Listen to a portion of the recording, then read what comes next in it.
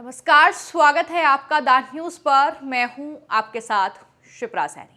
देश के किसान एक बार फिर सड़कों पर हैं, लेकिन सवाल यह है कि क्या वाकई ये किसान हैं? क्योंकि तस्वीरें इस बात की गवाही दे रही हैं कि हाथों में हथियार, हाथों में तलवार लेकर पुलिस पर पत्थर बरसाते ये तमाम प्रदर्शनकारी जो हैं वो किसान तो नहीं हो सकते हैं। आप मेरे पीछे स्क्रीन पर तस्वीरें देख रहे हैं कि किस तरीके से आज जो किसान आंदोलन की बात किसानों के जरिए कही गई थी, उसका असर किस तरीके से देखने को मिल रहा है। जहां सड़कों पर लंबा जाम है तो वहीं तमाम सुरक्षा व्यवस्था जो है बॉर्डर पर कड़ी की गई है, लेकिन जो अंबाला शंभू बॉर्डर से तस्वीरें सामने आ रही हैं वो अपने आप में हैरान करने वाली हैं कि किस तरीके से किसानों का नाम लेकर ये तमाम जो आंदोलनजीवी हैं, प्रदर्शनकारी हैं, ये दरअसल वहां पर पत्थर बरसा रहे हैं, सुरक्षा बलों पर लाठियां बरसा रहे हैं और किस तरीके से हाथों में उनके हथियार हैं। और कुछ इस तरह की स्थिति जो है वो फिलहाल अंबाला शंभू बॉर्डर पर की गई है। जाहिर तौर पर कांग्रेसी और साथ ही आम आदमी पार्टी का कनेक्शन भी सामने आया है।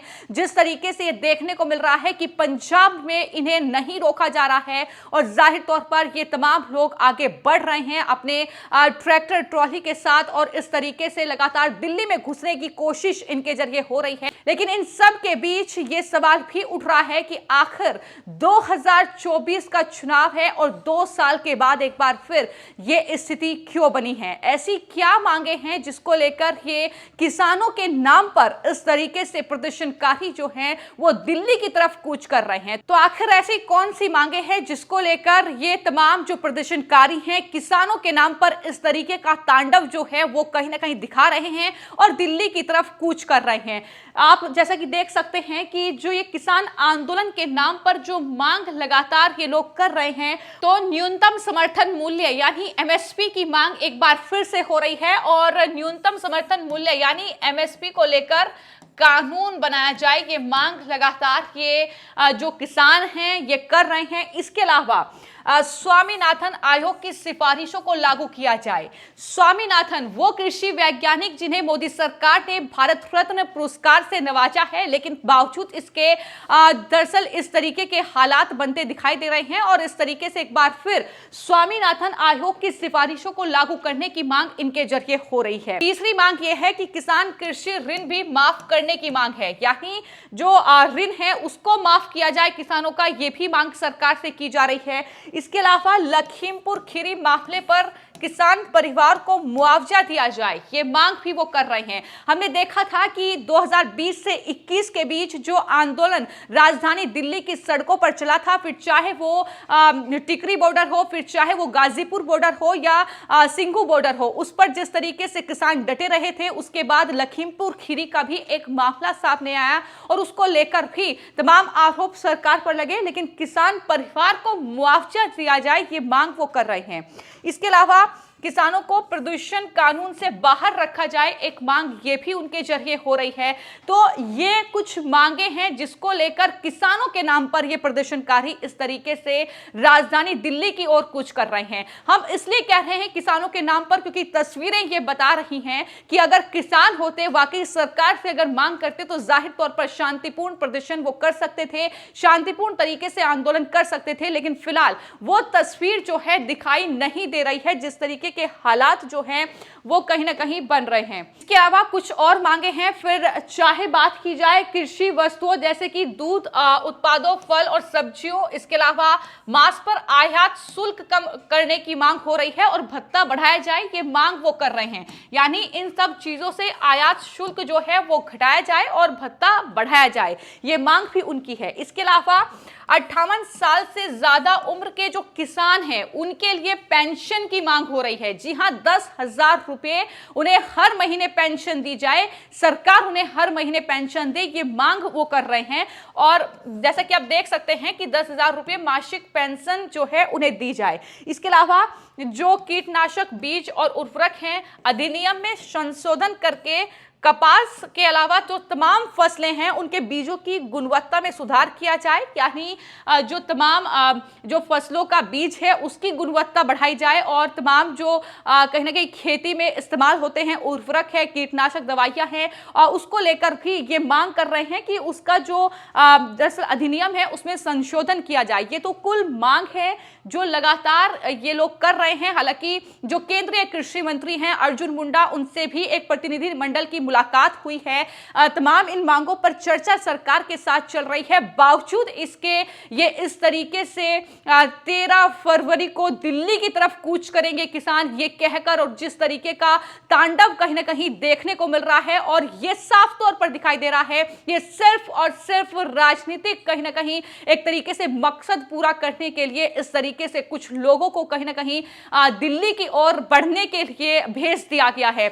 हम बात कर रहे हैं राजधानी दिल्ली में जिस तरीके से आम आदमी पार्टी सत्ता में है, और खासतौर पर पंजाब में भी अगर बात की जाए तो वहां भी आम आदमी पार्टी की ही सरकार है। तो ऐसे में इन आंदोलन जीवियों को वहां पर रोका नहीं जा रहा है और लगातार ये लोग आगे बढ़ रहे हैं। कई हजार जो ट्रैक्टर ट्रॉली हैं वो इनके साथ हैं, कई हजार के लोग हैं, और जाहिर तौर पर जब हरियाणा का बॉर्डर लगता है तो वहां पर हरियाणा में जो पुलिस है, प्रशासन है, जो सुरक्षा बल है, वो वहां पर उन्हें रोकने की कोशिश कर रहे हैं। आंसू गैस के गोले लगातार उन पर दागे जा रहे हैं। इसके अलावा इनकी एक और मांग है, वो मांग ये है कि जो भूमि अधिग्रहण अधिनियम 2013 है उसको उसी तरह से लागू किया जाए।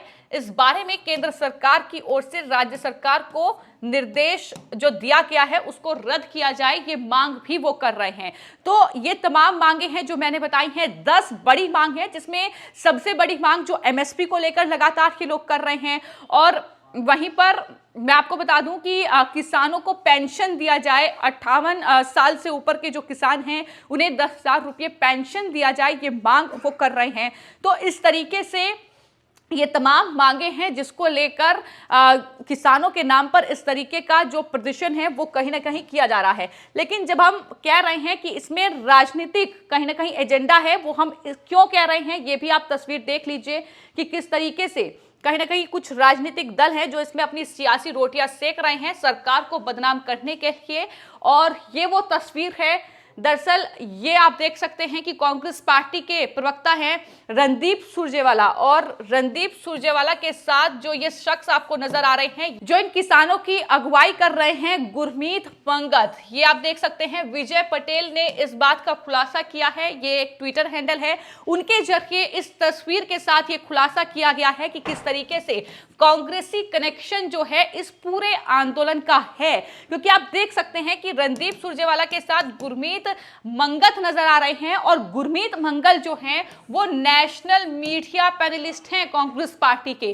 तो ये खुलासा इस पूरी तस्वीर में हो जाता है। इसके अलावा आप देख सकते हैं कि ये कांग्रेस के लिए प्रचार भी कर रहे हैं पंजाब में, और वहीं पर जो तस्वीर सामने आई है ये फार्मर प्रोटेस्ट की तस्वीर है, और इसमें ये जो गुरमीत मंगत हैं ये नजर आ रहे हैं। तो इस तरीके से हम कह रहे हैं कि इसमें जो है कहीं ना कहीं राजनीतिक एजेंडा है। जिस तस्वीर की हम बात कर रहे हैं वो तस्वीर आप देख सकते हैं कि ये वो तस्वीर है जिसमें गुरमीत मंगत आपको दिखाई देंगे, और ये फार्मर प्रोटेस्ट की तस्वीर है। आप देख सकते हैं कि रमनदीप सिंह मान की तरफ से ये पोस्ट किया गया है जिसमें लिखा गया है कि आपने पॉलिटिकल पार्टियों के वॉर रूम देखे होंगे, लेकिन हमारा वॉर एंड स्ट्रेटेजी रूम भी देख लो, बॉयज एंड गर्ल्स, यहीं से दिल्ली कूच हो रहा है।